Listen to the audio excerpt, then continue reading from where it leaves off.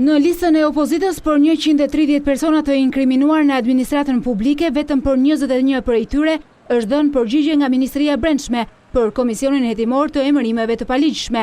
Ky fakt u bë publik nga kryetari i Komisionit Hetimor Gens Polo, i cili propozoi që të riniset një shkresë Ministrit të Brendshëm për të dhënë informacion për të gjithë listën. Me dakordsi të palëve u vendos që të nisej kjo shkresë tahirit, ndërsa në parashtrimin e bërë i kujtohet Ministrit të Brendshëm se nëse fsheh informacion përbën vepër penale. 130 persona me rekorde kriminale të punësuar në nivelet larta të administratës shtetërore. Dhe këtë listë e kemi dërguar në Ministritë të Drejtësisë dhe në Ministritë të Brendshme. Na ka kthyer përgjigje vetëm për 21 prej tyre. Ju thoni 130, është shkresa me 130 emra dhe ne nuk kemi drejt të arrijmë në përfundime sepse ka një nën kushtetues për prezumimin e pafajësisë. Ta kujtojmë zotin ministër për përgjegjësinë penale në rast se nuk i jep informacionin i cili disponohet nga Ministria e Brendshme përfshi dhe Policinë e Shtetit.